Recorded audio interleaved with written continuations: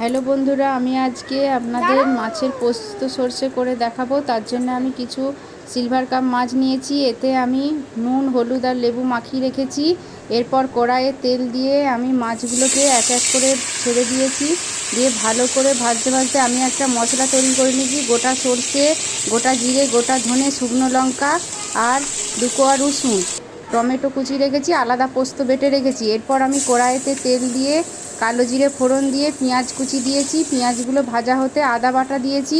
আদা বাটার পর টমেটো দিয়েছি। টমেটোর পর আমি মশলাটা দিয়ে দিয়েছি। তারপর হলুদ, কাশ্মীরি লঙ্কা আর আমি পোস্ত বাটা আর মশলাটা ভালো করে দিয়ে কষিয়ে জল দিয়ে দিয়েছি। জলটা ফুটে উঠলে আমি মাছগুলো দিয়ে দিয়েছি, তাতে কাঁচা লঙ্কা চিড়ে দিয়েছি। এরপর আমি যখন মাছগুলো গাঢ় গাঢ় হয়ে ঝোলটা চলে এসছে তখন আমি নামিয়ে দিয়েছি।